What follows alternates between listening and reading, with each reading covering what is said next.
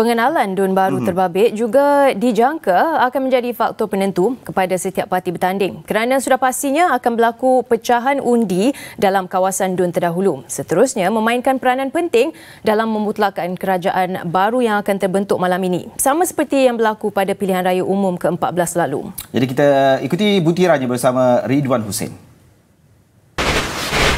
Baiklah, terima kasih Malik dan Azaria. Jika diimbas kembali, perjalanan politik di Sabah nyata penuh warna-warni serta dramanya yang tersendiri. Lihat saja keputusan awal pilihan raya umum PRU ke-14 yang lalu apabila kedudukan kerusi dimenangi Barisan Nasional BN dan Parti Warisan Sabah Warisan DAP dan PKR serta sebuah lagi parti tempatan Parti Solidariti Tanah Airku STAR gagal mencapai majoriti mudah iaitu sekurang-kurangnya 31 kerusi.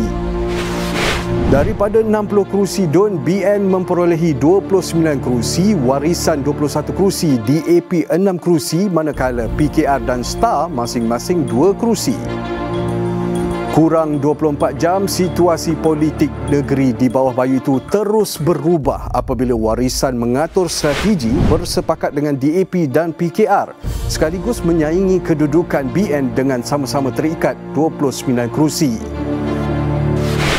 Drama politik negeri itu seolah-olah tamat apabila pengerusi BN Sabah ketika itu Tan Sri Musa Aman mengangkat sumpah sebagai Ketua Menteri setelah mendapat sokongan 2 adun daripada Parti STAR.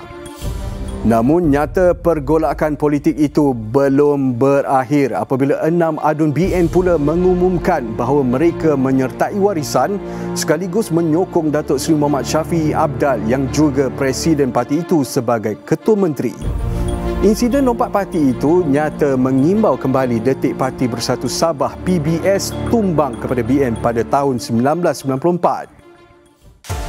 PRN Sabah kali ini juga disifatkan luar biasa oleh kebanyakan penganalisis politik tempatan.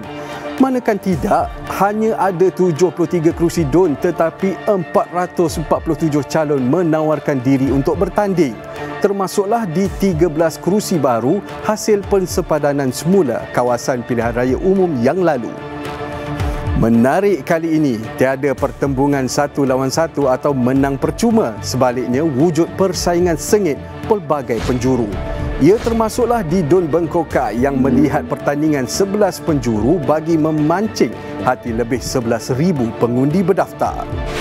DUN baru ini turut menyaksikan pertembungan 2 parti sekutu daripada Gabungan Rakyat Sabah iaitu BN dan Parti Bersatu Sabah PBS. Bagi salah satu kerusi baharu hasil persempadanan semula kawasan pilihan raya DUN Bandau, 14,615 pengundi dijangka memilih wakil rakyat mereka hari ini. Kerusi N8 DUN Pintasan bakal melihat sama ada BN akan meneruskan prestasi baiknya di daerah mengundi itu atau sebaliknya. Perhatian pastinya tertumpu kepada bekas yang di-Pertua Dewan Rakyat Tan Sri Pandika Amin Mulia yang bertanding atas tiket Pertubuhan Kebangsaan Sabah Bersatu USNO. DUN Pantai Dalik pula menyaksikan pertandingan 8 penjuru dengan 15,091 pengundi berdaftar. Isu permohonan tanah hak milik dan pengangguran dilihat hangat di DUN di bawah Parlimen Sepanggar ini. Ia dimanfaatkan ke-6 calon di DUN Darau bagi menarik undi lebih 18,000 pemilih berdaftar. 5 calon bertanding di DUN Tanjung Keramat dengan perhatian lebih tertumpu kepada calon BN Insinyur Syahelmi Yahya yang mana cukup dikenali dalam dunia korporat Sabah sebelum ini. Pertembungan di kawasan yang mempunyai 12,739 pengundi ini menyaksikan pelibatan 8 calon. Isu pembinaan empangan papar dilihat sekali lagi dijadikan modal berkempen oleh semua calon terlibat. DUN di bawah Parlimen Persiangan ini menarik perhatian ramai ketika hari penamaan calon 12 September lalu apabila wujud pertembungan sesama sendiri parti sekapal membabitkan calon Perikatan Nasional PN, BN dan PBS. Kita beralih pula ke DUN Telupit yang mempunyai 7,862 pengundi. Masalah pembangunan terutamanya bekalan air bersih yang sekian lama menghantui penduduk tempatan menjadi agenda utama 5 calon yang merebut kerusi ini. Awal tempoh PRN ini, Dun Sungai Manila sedikit sebanyak menarik perhatian ramai. Ia apabila bekas Ketua Menteri Sabah Tan Sri Musa Aman membayangkan beliau akan berpindah kerusi dari Dun Sungai Sibuga. Dun lama turut mencuri perhatian apabila orang kuat BN Sabah iaitu pengerusinya Datuk Seri Bong Mohtaradin menjadi salah satu calonnya. Pengerusi UMNO negeri itu dicabar 4 lagi calon lain bagi merebut kerusi Dun yang mempunyai 8,159 pengundi.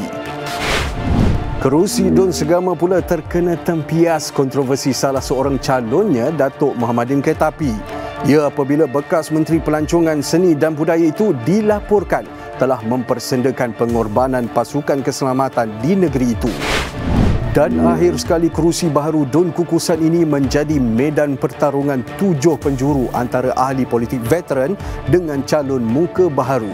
Persaingan sihat itu pastinya memberi cabaran buat 12,640 pengundi di kawasan itu memilih calon terbaik menjadi yang berhormat mereka yang baharu.